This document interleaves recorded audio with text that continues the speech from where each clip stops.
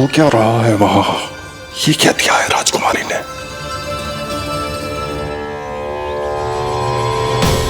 गुरुदेव, शीघ्र ही कोई मुहूर्त बता दे तो बड़ी कृपा होगी। नंद महाराज, अब क्या नामकरण का मुहूर्त भी मुहूर्त निकाल के बताओगे आप? हैं? क्रोधित क्यों हो रही हो यशोदा? बता तो हूँ, धैर्य धरो। हाथ मुंह धो लिया, जल पी लिया, विश्राम कर लिया, अब कितनी प्रतीक्षा करवाओगे? हैं? मैं सब समझ रही हूँ, आप जानबूझ के मुझे सताने के लिए ना बता रहे। मैया कितनी भोली है बाबा, आप क्यों सता रहे हो उन्हें? बस बस बस, इतना भावुक होने की आवश्यकता ना है। बता तो, पंडित जी ने बताया है एक बहुत ही शुभ मुहूर्त आने वाले सप्ताह में ये है। और जानती हो जिस शुभ मुहूर्त किस दिन पड़ेगा? जिस दिन हमारा लल्ला पूरे 100 दिन का हो जाएगा। इससे अच्छा मुहूर्त तो हो ही नहीं सकता। धन्यवाद गुरुदेव।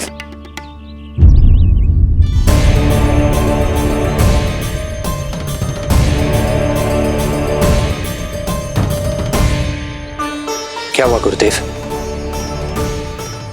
कुछ समस्या है क्या? जो सत्य सारे संसार को पता है और जो संकेत ये कुंडली दे रही है, दोनों में विरोधाभास है राजन।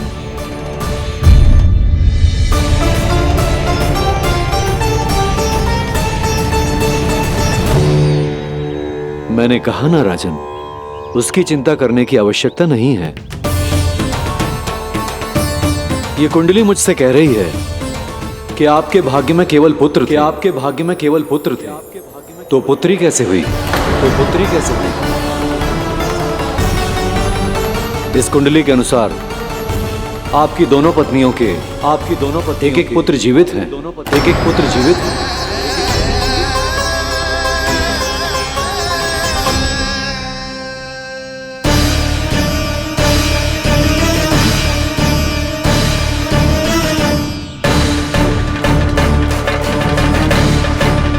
देवकी,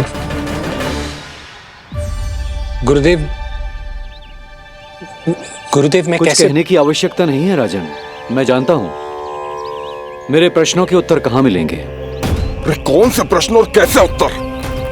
किस बारे में बात कर रहे हैं? ये लोग जो भी बात कर रहे हैं वो मुझे सुनाई क्यों नहीं थी? सही समय की प्रतीक्षा कीजिए राजन, आपके दोनों कार्य पूर्ण होंगे।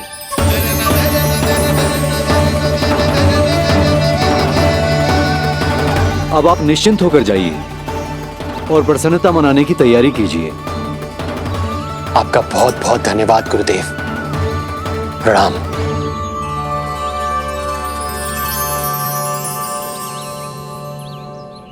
सच्ची? पहले नारायण को धन्यवाद दूं कि लल्ला को सूचना दूं? कुछ समझ में ना आ रहा। लल्ला मैं अभी आया।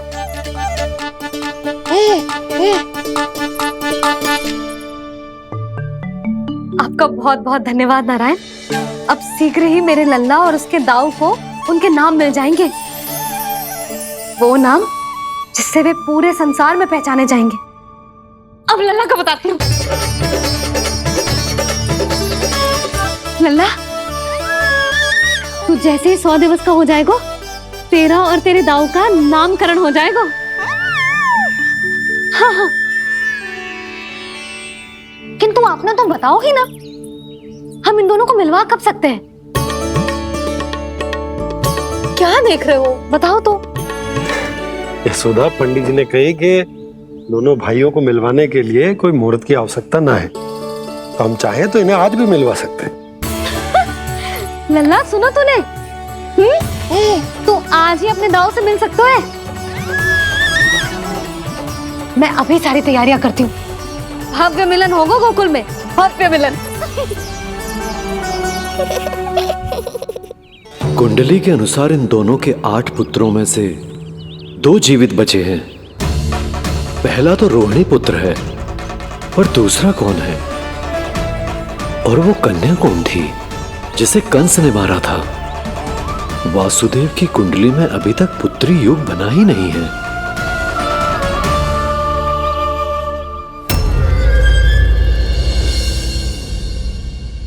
तू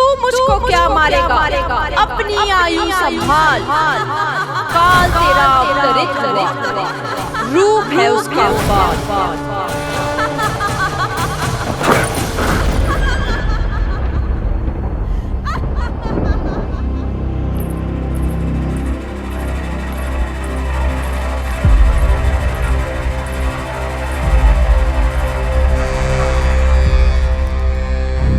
आधी रात को इस तरह से उठकर बैठे हुए हैं आप स्वामी। मैं ये तो नहीं जानती कि किस बुरे स्वप्न ने आपकी नींद छीन ली है, परंतु इतना अवश्य जानती हूं कि जो सूचना ये गुप्तचर लेकर आया है, इसे सुनकर आप रात भर सो नहीं पाएंगे।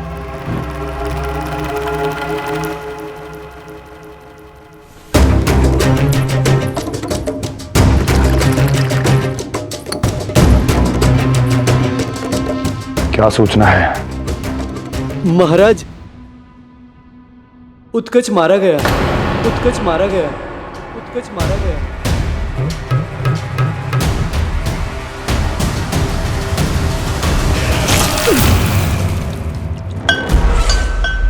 सूद बूद खो गए हो क्या अपनी? जो दिखता ही नहीं उसे मारा कैसे जा सकता है? इसने स्वयं देखा था महाराज। जिस शकट में समाकर शक्तासुर उस बालक को कुचलने वाला था, आपके शत्रु ने उसी शकट को चकनाचूर कर दिया।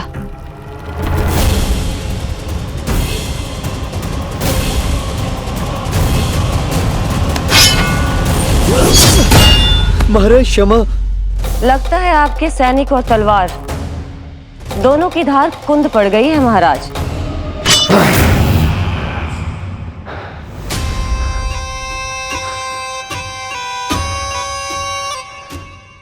इस तलवार की धार पर अब तभी विश्वास दृढ़ होगा जब ये उस बालक के रक्त से स्नान कर लेगी।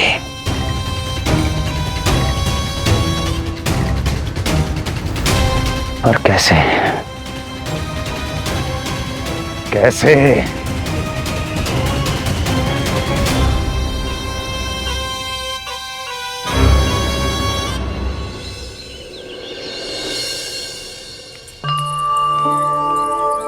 कैसी लगी तुझे दाऊ से मिलने की तैयारी? बहुत अच्छी है मैया, पर उससे भी अच्छी है वो प्रसन्नता जो इस मिलन के उत्साह में मुझे आपकी आंखों में दिख रही है।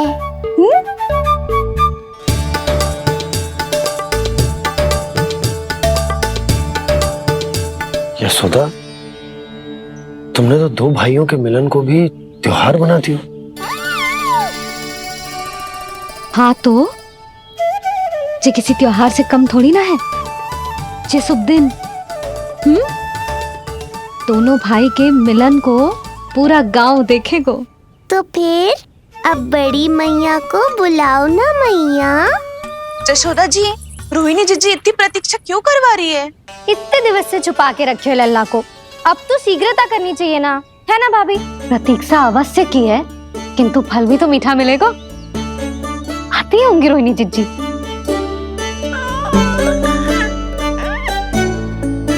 जीजी, कहीं उन्होंने अपना विचार तो ना बदल दियो?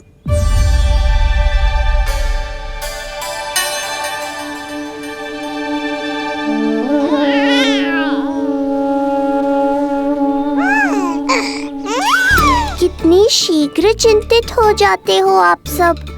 देखो आ रहे हैं वो। लाल छुपा रखने को विवश थी नियति की सताई, भूल के भय माज प्रभु की जग सम्मुख है लाई।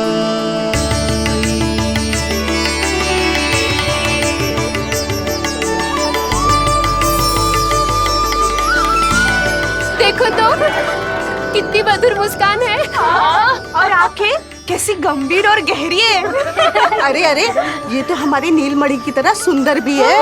सही कह रही है तू, और कितना प्यारा भी है, और कितना पलचाली भी लग रहा है ये। तो देखो इसके। हाँ बिल्कुल लाल लाल टमाटर की तरह। देखो तो दाऊ आए नहीं कि ये सब की सब मुझे भूल ही गई। अरे हटो सामने से, मुझे भी तो देखने दो।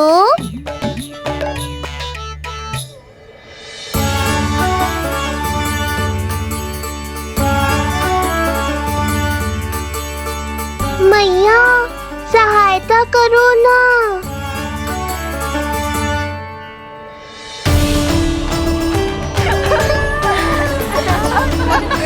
चलो हटो सब, हटो हटो हटो, हटो सामने से।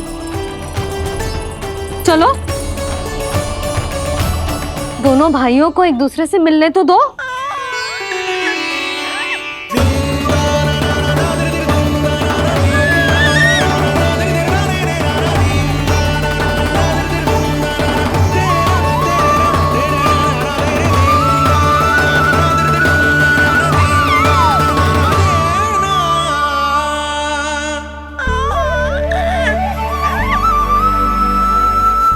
चल लल्ला, चल आजा। देख लल्ला, आ गए जे तेरे भैया, तेरा दाऊ। जी भर के बातें करो और निहारो एक दूसरे को। लाओ जिज्जी, आजा। जे रहे तेरे दाऊ। आओ जिज्जी।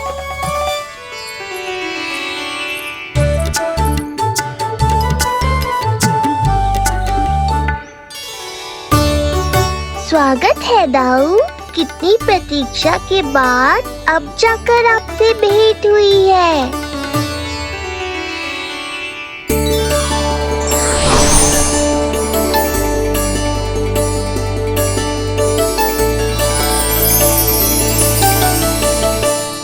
क्या हुआ दाऊ, मुझे पहचान नहीं पा रहे? कितनी देर लगाओगे दाऊ? अब तो पहचान लो, छोटा भाई हूँ आपका।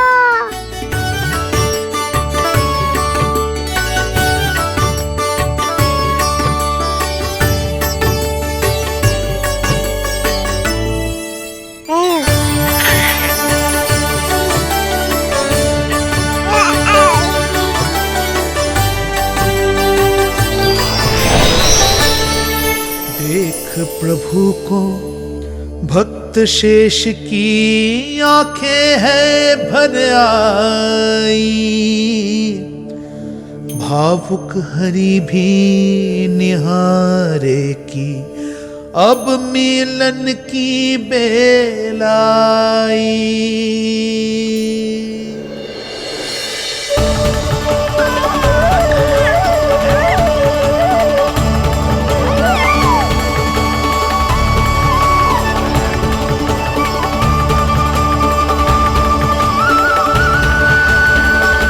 प्रभु, आपके दर्शन पाकर मैं धन्य हो गया।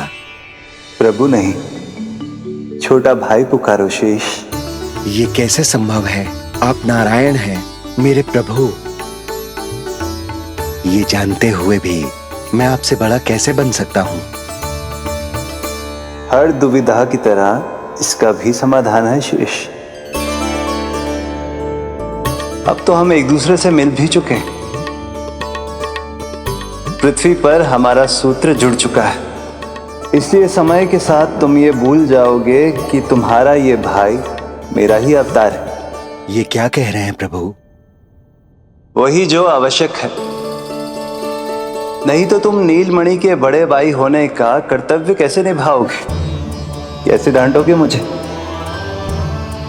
और बड़े होने के नाते मुझ पर अधिकार कैसे दिखाओगे? पर प्रभु, पर किंतु परंतु ये सब भूल जाओ शेष। आज से इसी क्षण से मैं हूं तुम्हारा छोटा भाई और तुम मेरे ताऊ। मैं हूं तुम्हारा छोटा भाई और तुम मेरे ताऊ। नारायण नारायण दाऊ। दोनों इतने सुंदर लग रहे हैं, मेरी तो दृष्टि भी ना हट रही इससे। कहीं मेरी ही दृष्टि ना लग जाएगी। ये तो प्रतिदिन की कथा है दाऊ। हे नारायण, मेरे कानों से तो अभी से रक्त निकलने लगा। आदत डाल लो दाऊ, अब तो सहना ही पड़ेगा। वो देख रहे हो, सुलक्षणा चाची सबसे अधिक चतुर यही है।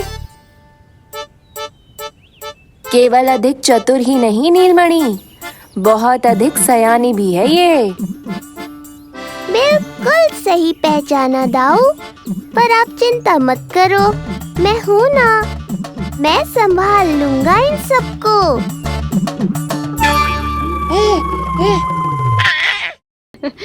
देखो तो जिज्जी, इन दोनों की दृष्टि एक दूसरे से ऐसी चिपक गई है कि अब हटने का नाम ही ना ले रही। ये सूचक है उस प्रेम के बंधन का जिसमें ये दोनों भाई आज के बाद सदा के लिए बंध जाएंगे।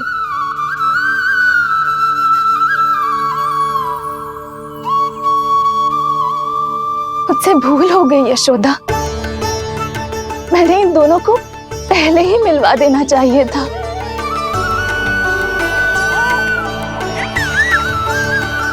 मैं कहती थी ना आपसे।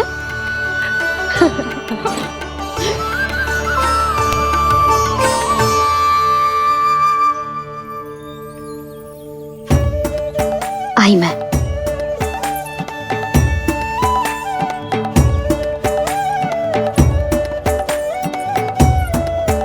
क्या सोच रहे हो ऐसे खड़े खड़े? देख रहा हूं दोनों भाइयों का ये मिलन किसी त्योहार से कम थोड़ी ना। सही कहा था तुमने।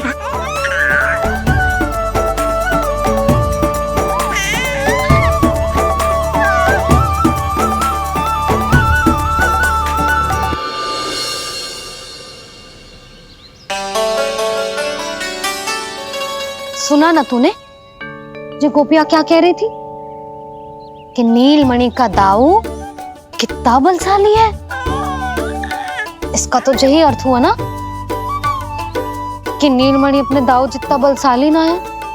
अब समझा मैया कि आज मुझसे इतना व्यायाम क्यों करवाया जा रहा है। पर मुझे पता है मेरा नीलमणि सबसे अधिक बलशाली है। हाँ। उज्जवल ने कही थी ना, नीलमणि ने यूं उड़ा दिया था काले कौवे को मथुरा की ओर। और उज्जवल ने तो ये भी कही थी कि नीलमणि ने अपने पांव से सकट पे प्रहार भी किया था। कैसे किया था प्रहार? ऐसे किया था। लग गई मैया को। कैसे किया था? फिर से बता, फिर से बता कैसे किया था?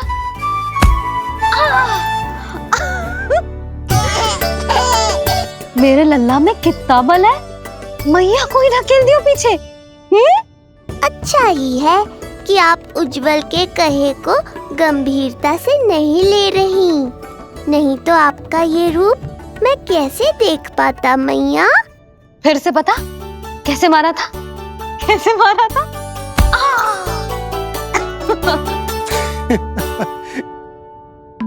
लल्ला तू बड़े के जैसे कब से हंसने लगो?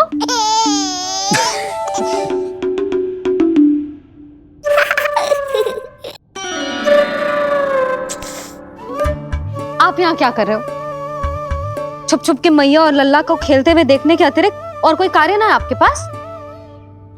कार्य तो है, पर यह अधिकार भी है कि मैं अपनी बड़ी सी पत्नी को अपने छोटे से लल्ला के साथ छोटे बालकों की तरह व्यवहार करते हुए देखूं। हाँ? अब देख लियो ना, अब जाओ अपना कार्य करो। कार्य तो कर लूंगा, परंतु मेरा पेट मुझसे कह रहा है कि इसे भूख लगी। भूख लग गई? भोजन का समय होगा। अभी लगाती हूँ भोजन।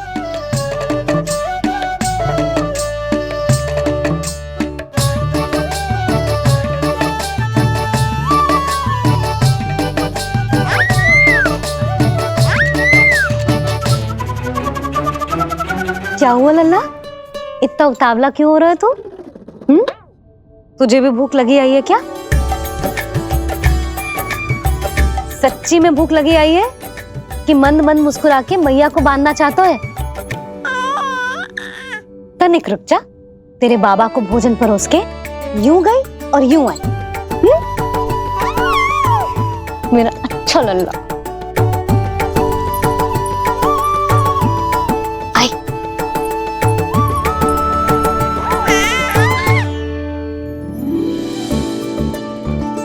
आज केवल रोटी है खाने में? ना, दाल है ना, तरकारी भी है, दही है, लड्डू भी है। तो दाल ले आओ। अभी लाई है।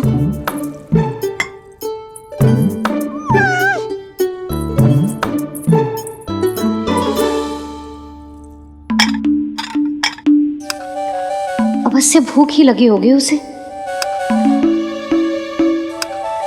यशोदा, दही नहीं दाल। क्षमा करना, भूल हो गई।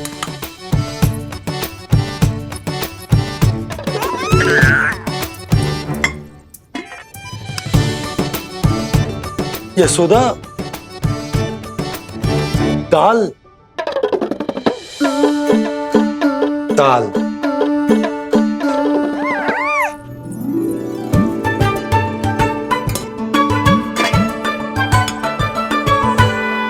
अब ऐसे क्या देख रहे हो? बोला ना भूल हो गई। सब मिला के खा लो, पेट में तो मिलना ही है। थोड़े चावल मिलेंगे? हाँ मिलेंगे, अवश्य मिलेंगे।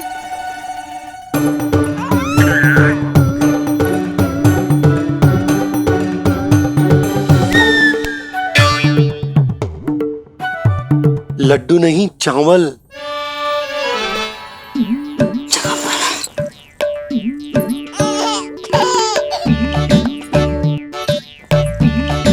हंस क्या रहे हो जी?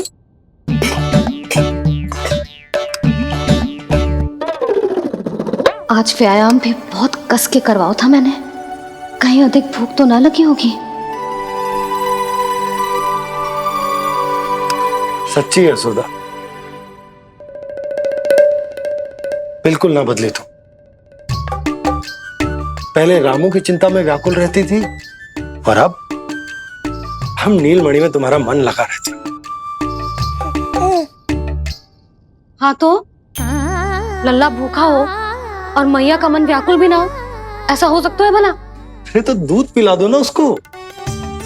जाऊं? शीघ्र जाओ। किंतु आप तो खा रहे हो ना पतिदेव। वही तो यशोदा, मैं खा रहा हूं, किंतु वो भूखो है। जाओ।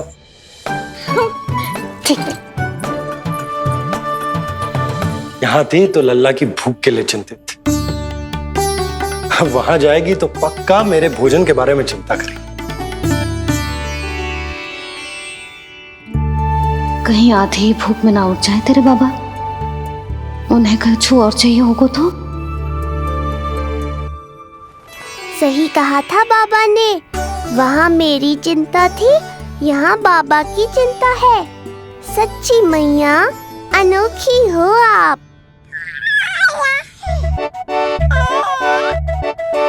अरे इतने से पेट भर गया तेरा? ना, ये वाली मुस्कुराहट तो मत ही दिखा मुझे। इतनी शीघ्र तेरा पेट भर ही ना सकता। मैया जानती है अपने लल्ला की भूख।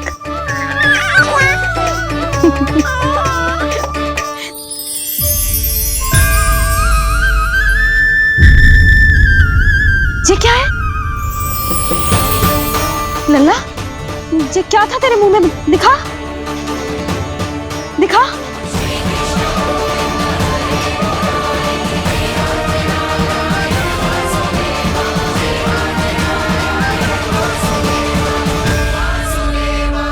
मैया को सब पता है, इतनी जल्दी तेरा पेट भर ही ना सकता।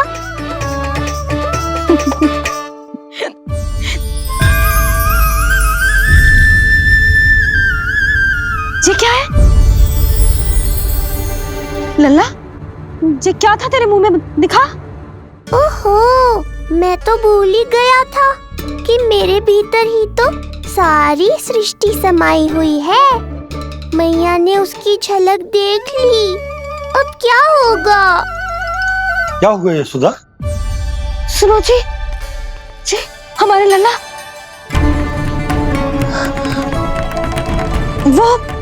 वो इसके मुंह में।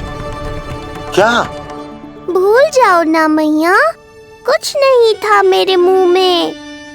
लल्ला, मुंह खोल के बाबा को दिखा। अरे क्या देख रही है उसके मुंह में?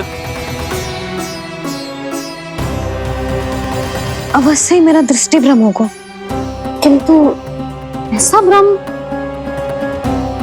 अरे बताओ ना यशोदा, या फिर मुहूर्त शीघ्र ना बताने की बात का प्रतिशोध ले रही हो तुम? ना, ऐसी बात ना है। तो फिर बताओ ना, क्या बात है? हा? मैंने लल्ला के मुंह में कुछ देखो। क्या देखो? अब फंस गया मैं। मैया बाबा को सब कुछ बता देंगी और राय का पहाड़ बन जाएगा। फिर कैसे संभालूंगा इन दोनों को? ऐसे लगो जैसे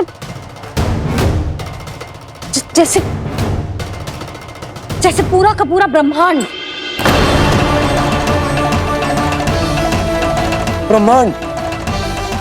लल्ला के मुंह में।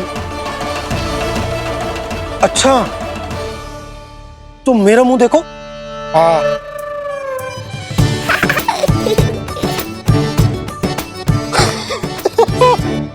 ब्रह्मा। यशोदा, मुझे पता था आप मेरा उपहास उड़ाओगे। अरे नहीं, तुम देखो तो सही।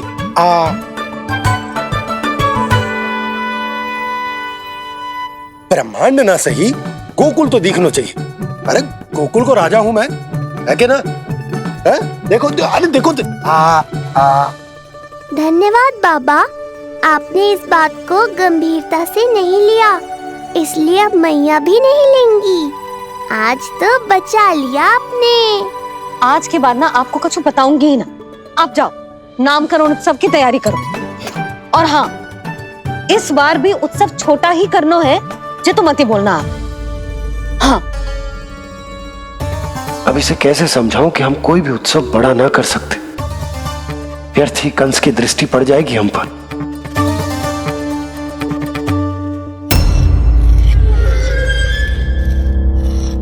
लगता है आपके सैनिक और तलवार दोनों की धार कुंद पड़ गई है महाराज। महाराज, मुझे भय था कि कहीं ऋषि गर्ग मुझे श्राप ना दे दे।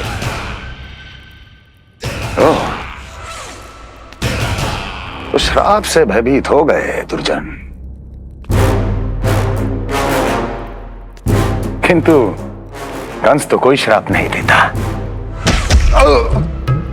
सीधा मृत्यु देता है। ऐसा न करे महाराज, दया करे, दया निदान। यदि मैं उनकी इच्छा के विरुद्ध भीतर जाने की कोशिश करता तो जितनी सूचना मुझे मिली है उतनी भी नहीं ला पाता। तब आपको कैसे पता चलता महाराज कि आपकी बहन और बहनोई मात्र अपनी मृत संतानों के श्राद्ध के लिए वहां नहीं गए थे?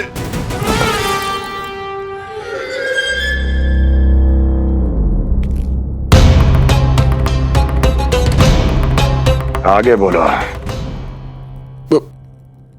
पूरी तरह तो नहीं सुन पाया महाराज, किंतु मैंने स्वयं अपने नेत्रों से देखा है महाराज। राजकुमारी देवकी ने ऋषि गर्ग के हाथ में कुछ दिया था।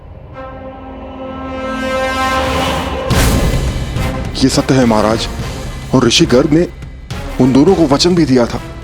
सही समय की प्रतीक्षा कीजिए राजन, आपके दोनों कार्य पूर्ण होंगे। महाराज, मैं आपका सबसे विश्वसनीय सेवक हूं। आपके हर आदेश का पालन करना मेरा अधिकार है। और मैंने अपने अधिकारों का पालन किया भी है महाराज। किंतु फिर भी यदि मेरी ओर से कोई भूल हुई हो, मुझे क्षमा करे दयानिधान, मुझे क्षमा करे। इसका अर्थ है कि उत्कच सही कह रहा था। वो दोनों अवश्य ही कोई ना कोई षड्यंत्र रच रहे हैं मेरे विरुद्ध। समय आ गया है, अब मुझे किसी ऐसे की खोज करनी होगी जो उतना ही शक्तिशाली हो जितनी की मेरी ये तलवार।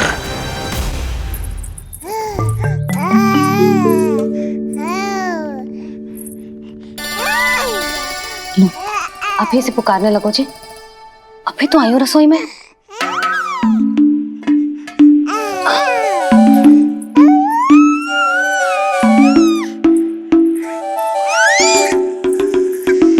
शीघ्र ही तुझे भी अपने बाबा का हाथ बटाना पड़ेगा, समझ रहे हो ना? बटाएगा ना हाथ? अभी जो 100 दिन का भी ना हो और जे इस नन्हे से बालक को काम काज का भार सौंपने की बात करने लगे।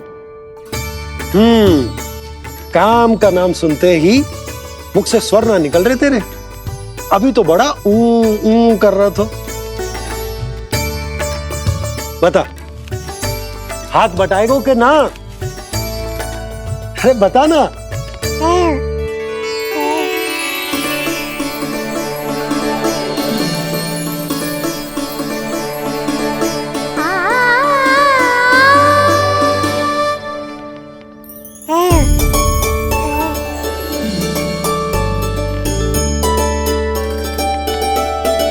कल तू पूरा 100 दिन को हो जाएगा लल्ला।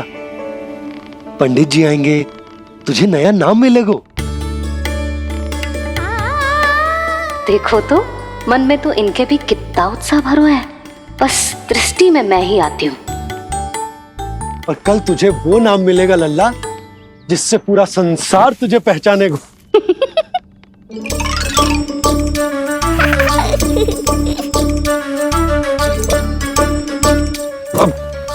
लल्ला, कितना कार्य शेष है और तूने मुझे बातों में लगा लियो। मुझे क्यों फंसा रहे हो बाबा? छुपाने की कोई आवश्यकता ना है। जितनी उत्साहित मैं हूँ उतने ही उत्साहित आप भी हो इसके नामकरण को लेके, पता है मुझे। लल्ला के नामकरण पे उसके बाबा उत्साहित ना होंगे? बिल्कुल होंगे, इसीलिए तो कह रही हूँ अपना उत्साह बांटो अपने लल्ला के साथ। मैं अभी आई। अच्छा, ऐसे तो तुम लल्ला को छोड़ के कहीं ना जाती। अभी कहाँ चली? रोहिणी जिज्जी के पास, और कहाँ। लल्ला और उसके दाऊ के नामकरण की तैयारी करनी है कि ना? कितने लोगों को आमंत्रित करना है, कितने प्रकार की मिठाइयां बनानी है, ढोल वाले को कितने बजे का समय देना है, ये सब सुनिश्चित करना है ना, ताकि जे उत्सव गोकुल का सबसे बड़ा उत्सव हो। अरे सूची देनी है जिज्जी को।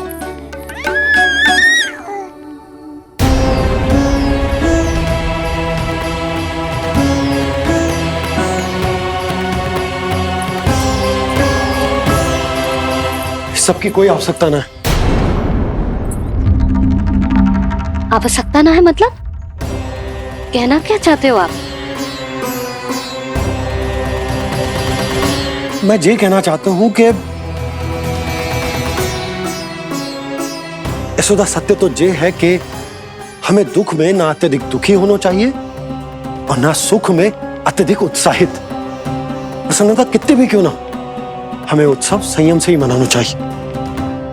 इतने वर्ष संयम ही तो रखा था ना नंद जी। ये समय संयम का ना आनंद से बावले हो जाने का है। यशोदा, हम आयोजन छोटा ही करेंगे। मैं कुछ सोच समझ कर ही तो कह रहा हूँ। पर क्यों? मुझे भी तो समझाओ। हर बात समझाने की ना होती यशोदा। अच्छा, पति पत्नी में भेद हो तो है? ठीक, मैं कोई भेद ना रखूं। जो भी अब तक मैंने तुम्हें ना बताया है वो सब बताऊं। ओहो, क्या कर रहे हो बाबा? कंस के बारे में कुछ बता मत देना मैया को। वो मंगला है ना, उसने आज शाम को ही बछड़ा दियो और भाद्रपद का मास लगभग बीतने को ही है, तो धीरे धीरे शरद ऋतु आ जाएगी, दूध की हानि भी कम हो जाएगी। हाँ? और वो सरजू है ना, उसको बैग जी ने पूरे पखवाड़े का विश्राम के लिए कहा है। क्यों? क्योंकि वो ठाट से गिर गए थे और गिरते समय उसे भीतरी चोट लग गई थी। अरे बस बस बस, ये सब मुझे क्यों बता रहे हो? इसका नामकरण से क्या संबंध? तुम्ही ने तो कही ना कि पति पत्नी के बीच में कोई भेद ना होता। तो मुझे जो भी बात पता है मैं तुम्हें बताऊंगा। कितनी समझदारी से बात बदल देते हो आप, और भोली भाली मैं आपकी बातों में आ जाती हूँ, और इस सब में असली बात तो रह ही जाती है। किंतु आज बात मेरे लल्ला की है। उत्सव तो विशाल ही होगा, और इस बारे में कछु और ना सुनूंगी मैं। आप लल्ला का ध्यान रखो, मैं जा रही हूँ रोहिणी जीजी के पास। यशोदा,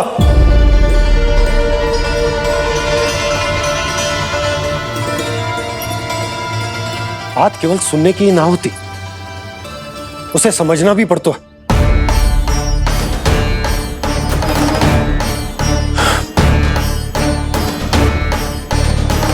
विश्वास है ना मुझ पर? मैं कुछ सोच समझ कर ही कर रहा हूँ ना। उत्सव तो छोटा ही होगा।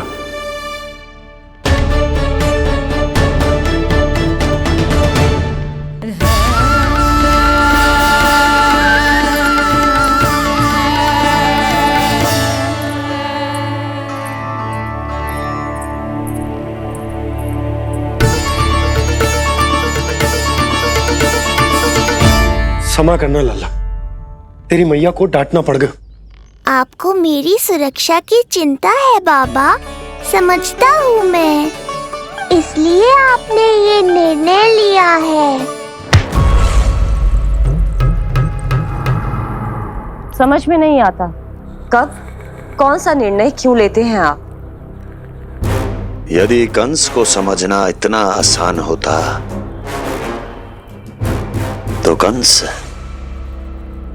नहीं होता। ये नया सिंहासन उसके लिए है जो मेरा विश्वास पात्र बनेगा।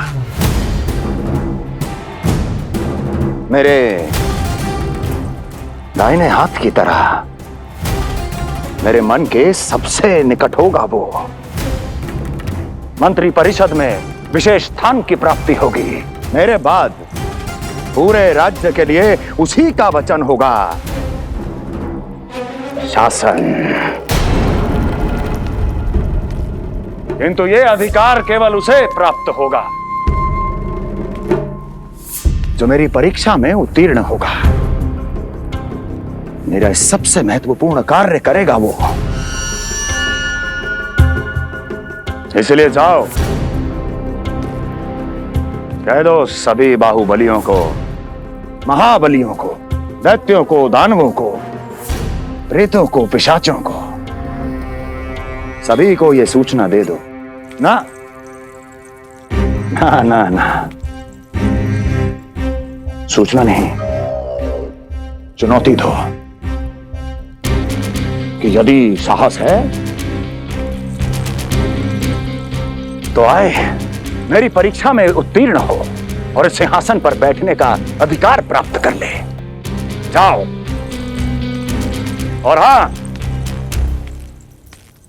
ये अवश्य कहना कि केवल वही आए जिनके हृदय में साहस का ज्वालामुखी धधकता हो, जिनकी तलवारें पर्वतों का सीना चीरने को व्याकुल हो, जिनकी संकल्प शक्ति इतनी दृढ़ हो कि मृत्यु से टक्कर ले लें। कायर नहीं चाहिए मुझे। जाओ। महाराज, आप जिसे भी ये विशेष पद देंगे, भविष्य में यदि वही हमारे शीश पर बैठ गया तो क्या करेंगे आप? पहले ऐसा कोई योद्धा सामने तो आए अस्ति, जो उस विष्णु के अवतार का संहार कर सके।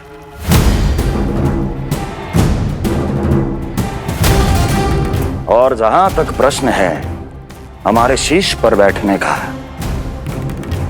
तो स्मरण रखो अस्ति, कंस को अच्छी तरह आता है ऐसे दुस्साहसियों को बीच दरबार में खड़ा करके अपनी उंगलियों के संकेत पर नृत्य करवाना। दीर्घ ता। और अपना कार्य सिद्ध होने के बाद उनके तन से उनके शीश को उतारना कंस को भली भांति आता है।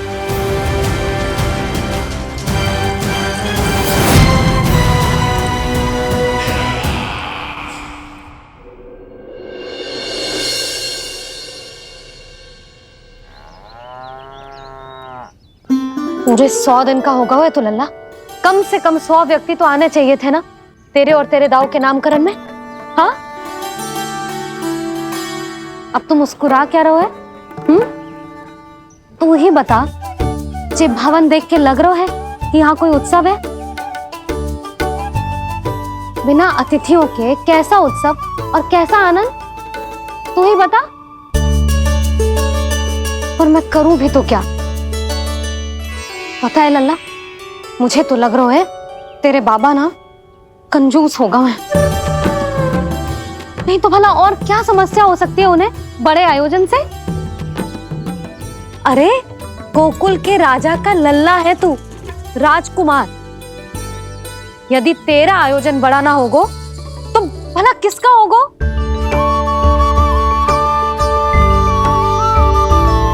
मेरी ही भूल है, मैं भोली हूं, इसीलिए व्यर्थ में तेरे बाबा की बातों में आ गई। मैं भोली हूं ना, व्यर्थ में उनका कहा मान गई। किंतु अब ना मैं कोई मांग रखूंगी, ना मैं उनसे बात करूंगी। और कहे देती हूँ लल्ला, सावधान जो इस बार तू बीच में आया तो। हाँ नहीं तो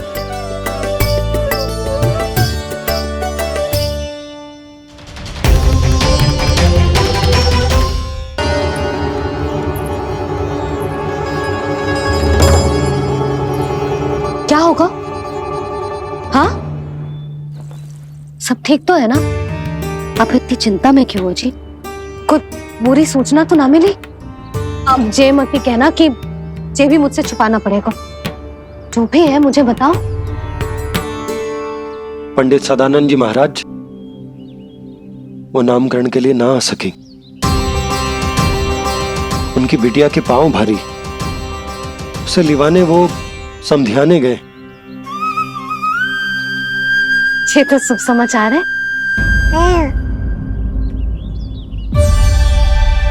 किंतु मेरे लल्ला का नामकरण अब वो सही मुहूर्त पे कैसे होगा? वही तो समझ ना आ रहा। ऐसे मन छोटा करने की आवश्यकता नहीं है मैया बाबा। आप दोनों तो स्वागत की तैयारी करो, आ रहे हैं वो।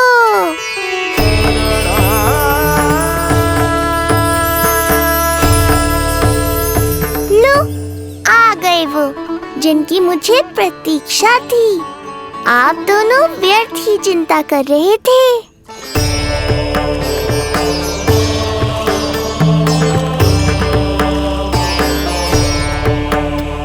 अब कौन करेगा मेरे लल्ला का नामकरण? ऋषि गर्ग,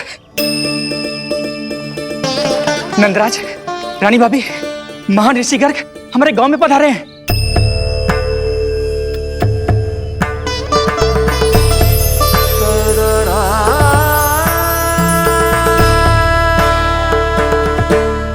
ऋषि गर्ग गोकुल में? हाँ नंदराज, और कह रहे थे उन्हें यादव राज वासुदेव जी ने भेजो है रानी जी के पास। अरे तो तुम लोग खड़े खड़े क्या देख रहे हो? जाओ उनके सत्कार की तैयारी करो। जी यशोदा, उनके स्वागत की तैयारी करो। सुनो जी, वो तो यादवों के कुलगुरु है ना, रोहिणी जीजी के यहाँ आए हैं, हमारे यहाँ आएंगे। आप देखती जाओ मैया, वो सीधे हमारे घर ही आएंगे।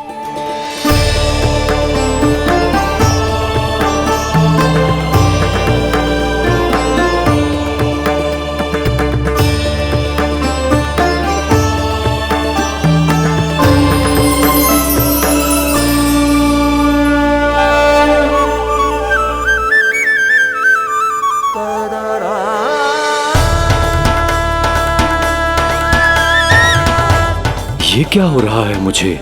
मैं उस भवन की ओर क्यों बढ़ा जा रहा हूँ? क्योंकि आपके यहाँ आने से ही मेरी मैया बाबा की चिंता समाप्त होगी ऋषिवर। ये बात तो मैं न जानता, परंतु मुझे जाकर उनको स्वागत करना चाहिए।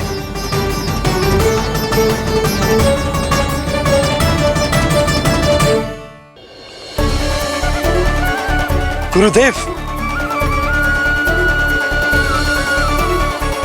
कल्याण हो। भगवान श्री नारायण के महान भक्त आज हमारे गांव में पधारे। हमारा जीवन सफल है गयो आज। वो भवन आपका है नंदराज? आपके शुभ चरण पड़ेंगे तो हमारा ये भवन पवित्र हो जाएगा। इतने बड़ी ऋषि अगर हमारे घर पधारेंगे तो हमारे तो भाग्य ही संवर जाएंगे। मैया आपके दर्शन को तरस रही है ऋषिवर। संकोच मत कीजिए, अब आ भी जाइए। पधारिए गुरुजी। न जाने क्यों मेरे पांव अपने आप ही आपकी भवन की तरफ जाने को व्याकुल है नंदराज। पधारिए गुरुदेव, आइए।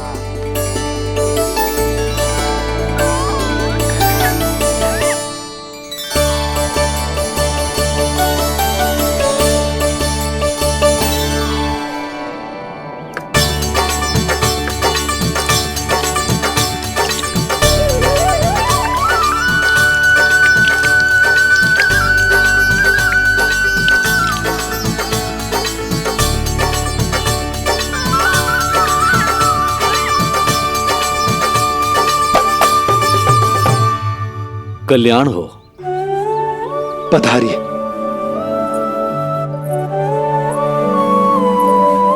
आया तो था मैं रानी रोहिणी के भवन में, पर पता नहीं कैसे यहां खींचा चला आया। विराजिए गुरुदेव। महाराज, आप इसे भी रोहिणी जिज्जी का ही घर समझिए। मैं अब भी बुला कर लाती हूँ। महाराज, ये हमारा सौभाग्य है कि आपने यहाँ आना स्वीकार किया। कहिए, क्या सेवा करूं मैं आपकी? मुझे आपके भाई वासुदेव ने भेजा है नंदराज।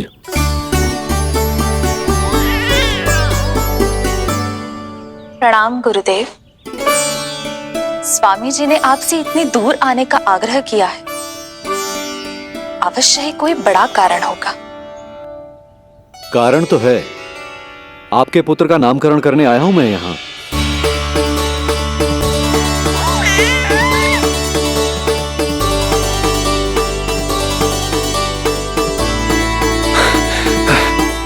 ऋषिवर, तब तो आप अत्यंत ही शुभ दिन पधारे।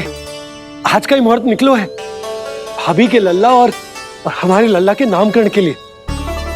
हम तो पंडित जी गांव से बाहर हैं, इसीलिए आप। अब तो आप यहाँ आ गए हो, आप हमारे भी लल्ला का नामकरण कर दो ना।